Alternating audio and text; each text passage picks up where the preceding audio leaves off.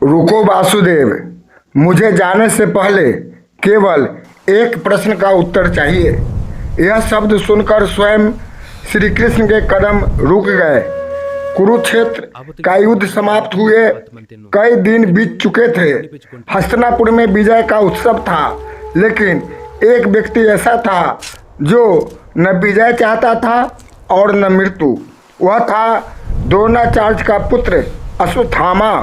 लेकिन उस रात अश्वत्थामा ने श्री कृष्ण के सामने जो रहस्य प्रकट किया वह ऐसा था जिसे सुनकर स्वयं बलराम जी की आंखों से आंसू बहने लगे। दर्शक बंधुओं, आज मैं आपको एक ऐसी कथा सुनाने जा रहा हूँ जिसके बारे में बहुत कम लोग जानते हैं। यह कथा किसी राज्य की नहीं, किसी युद्ध की नहीं, बल्कि एक ऐसे पुत्र की है जो पूरी दुनिया से लड़ते लड़ते अपने ही दर्द का बंदी बन गया। कुरुक्षेत्र की वह रात असाधारण थी। आकाश में बादल थे, चंद्रमा धुंधला था और गंगा के तट पर केवल 3 व्यक्ति उपस्थित थे, बलराम जी, उद्धव और स्वयं श्री कृष्ण। तभी दूर से किसी घायल व्यक्ति के कदमों की आवाज सुनाई दी। वह अश्वत्थामा था, जिसके माथे से मणि निकल चुकी थी, जिसके शरीर पर श्राप का बोझ था और जिसकी आंखों में हजारों वर्षों की थकान दिखाई दे रही थी। अश्वत्थामा धीरे धीरे श्री कृष्ण के समीप आया और बोला, वासुदेव, पूरी दुनिया मुझे पापी कहती है, लेकिन क्या कभी किसी ने यह जानने की कोशिश की कि मैं ऐसा क्यों बना? यह सुनकर बलराम जी ने पहली बार अश्वत्थामा की ओर देखा और फिर जो शब्द अश्वत्थामा ने कहे उन्होंने वहां उपस्थित सभी को स्तब्ध कर दिया। उसने कहा, जब मैं छोटा था तब मेरे पिता द्रोणाचार्य के पास इतना भी धन नहीं था कि मुझे दूध पिला सके। मैं आटे में पानी मिलाकर उसे दूध समझकर पीता था और उस दिन मैंने पहली बार निर्धनता का अपमान महसूस किया था। उस दिन मेरे भीतर एक आग पैदा हुई थी, वही आग जो धीरे धीरे मुझे अश्वत्थामा बना गई। बलराम जी के चेहरे पर रंग बदल गया, लेकिन असली रहस्य अभी बाकी था। अश्वत्थामा ने कांपती हुई आवाज में कहा, वासुदेव, मैं अभिमन्यु की मृत्यु पर आज तक पछताता हूँ, लेकिन क्या आप जानते हैं उस रात मैं सबसे अधिक किसके लिए रोया था?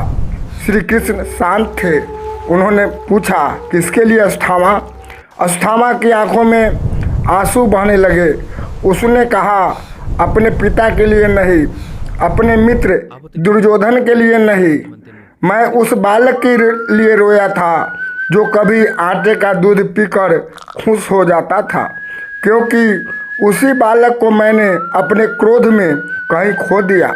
यह सुनकर बलराम जी की आंखें नम हो गई, लेकिन तभी अश्वत्थामा ने श्री कृष्ण से एक ऐसा प्रश्न पूछा जिसका उत्तर सुनकर आने वाले युगों की सबसे बड़ी शिक्षा प्रकट हुई।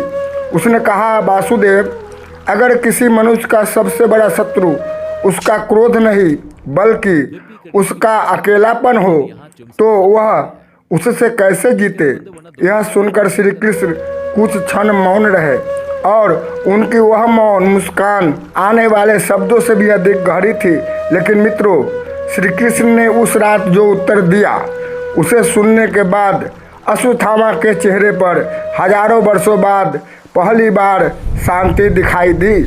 और यही वह रहस्य है जो आगे की कथा में प्रकट होगा।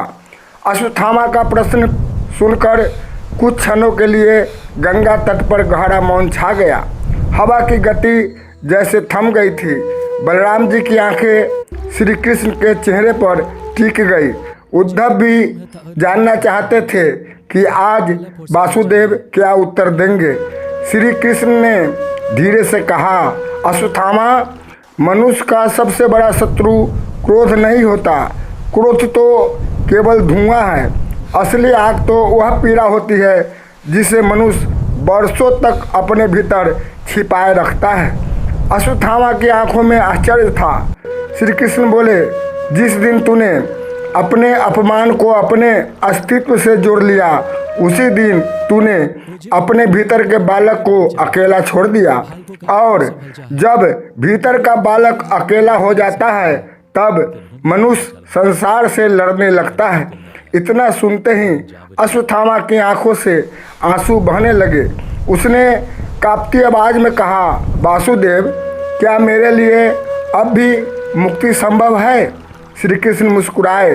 जिसे अपने पापों का एहसास हो जाए उसकी यात्रा समाप्त नहीं होती, वहीं से उसका नया जन्म आरंभ होता है। लेकिन तभी अश्वत्थामा ने वह बात कही जिसने बलराम जी को भी स्तब्ध कर दिया। उसने कहा, वासुदेव, मैंने एक बात आज तक किसी को नहीं बताई। उस रात जब मैंने क्रोध में आकर द्रौपदी के पुत्रों का वध किया था, उसके बाद मैं पूरी रात रोता रहा था। मैंने पहली बार महसूस किया कि प्रतिशोध जीत नहीं देता, वह केवल मनुष्य को भीतर से खाली कर देता है। बलराम जी की आंखें भर आई। उन्हें पहली बार लगा कि जिस व्यक्ति को संसार केवल पापी समझता है, उसके भीतर भी पश्चाताप की अग्नि जल रही थी। अचानक दूर आकाश में बिजली चमकी, गंगा की लहरें तेज हो गई और उसी समय श्री कृष्ण ने कहा, अश्वत्थामा, क्या तू जानता है कि इस संसार में सबसे बड़ा श्राप क्या है? अश्वत्थामा ने सिर झुका दिया। नहीं वासुदेव। श्री कृष्ण बोले, सबसे बड़ा श्राप मृत्यु नहीं है। सबसे बड़ा श्राप जीवन भर अपनी गलतियों का दोष दूसरों पर डालते रहना, और सबसे बड़ा वरदान है अपनी भूलों को स्वीकार कर लेना। यह सुनकर अश्वत्थामा फूट फूट कर रोने लगा। वर्षों का अहंकार टूट चुका था। उसने पहली बार अपने दोनों हाथ जोड़कर कहा, वासुदेव, क्या आप मुझे क्षमा करते हैं? श्री कृष्ण ने उसके सिर पर हाथ रखा। मैं कौन होता हूँ क्षमा करने वाला? कर्म का न्याय समय करता है, लेकिन प्रेम हर घाव को भरने की शक्ति रखता है।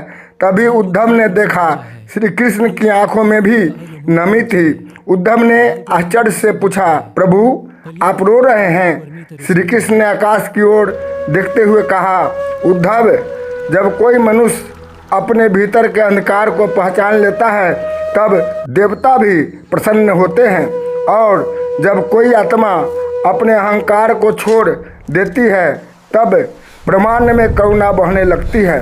अश्वत्थामा शांत हो चुका था। उसकी आंखों में अब वैसा क्रोध नहीं था जो वर्षों से जल रहा था। वह धीरे से बोला, वासुदेव, लोग मुझे युगों तक श्रापित कहेंगे। श्री कृष्ण ने मुस्कुराकर कहा, लोग क्या कहते हैं उससे अधिक महत्वपूर्ण यह है कि तेरी आत्मा तुझसे क्या कहती है। याद रख, हर मनुष्य अपनी सबसे बड़ी गलती से बड़ा होता है, और जिस दिन यह संसार किसी मनुष्य को उसके एक पाप से नहीं बल्कि उसके पूरे जीवन से देखना सीख जाएगा, उस दिन इस पृथ्वी पर एक नया युग का जन्म होगा। अश्वत्थामा ने दोनों हाथ जोड़ दिए। उसकी आंखों में पहली बार शांति थी। वह श्री कृष्ण के चरणों में झुक गया और फिर धीरे धीरे अंधेरे वन की ओर बढ़ गया। बलराम जी उसे जाते हुए देखते रहे। कुछ देर बाद उन्होंने श्री कृष्ण से पूछा, कान्हा, क्या वह कभी मुक्त होगा? श्री कृष्ण ने मंद मुस्कान के साथ उत्तर दिया, भैया, जो मनुष्य सीखना बंद नहीं करता उसके लिए ईश्वर के द्वार कभी बंद नहीं होते। समय उसका गुरु बनेगा, पीड़ा उसकी तपस्या बनेगी, और एक दिन वही आत्मा अपने प्रकाश को प्राप्त करेगी। इतना कहकर श्री कृष्ण ने गंगा की ओर देखा। पूर्व दिशा में सूरज की पहली किरण दिखाई देने लगी थी। एक नई सुबह जन्म ले रही थी और शायद एक नई चेतना भी। दर्शक बंधुओं, इस कथा की शिक्षा यह है कि कोई भी मनुष्य केवल अपने पापों से नहीं पहचाना जाता। हर आत्मा के भीतर परिवर्तन की संभावना होती है। इसलिए किसी को उसके अतीत से मत आंकिए, क्योंकि जिस प्रकार अंधेरी रात के बाद सूर्योदय निश्चित है, उसी प्रकार पश्चाताप के बाद परिवर्तन भी संभव है। और यही सनातन धर्म का सबसे सुंदर संदेश है। मनुष्य गिरने से नहीं हारता, वह तब हारता है जब उठने की इच्छा छोड़ देता है। थैंक यू, धन्यवाद। पसंद आए तो लाइक शेयर सब्सक्राइब जरूर करें। जय हिंद, जय भारत।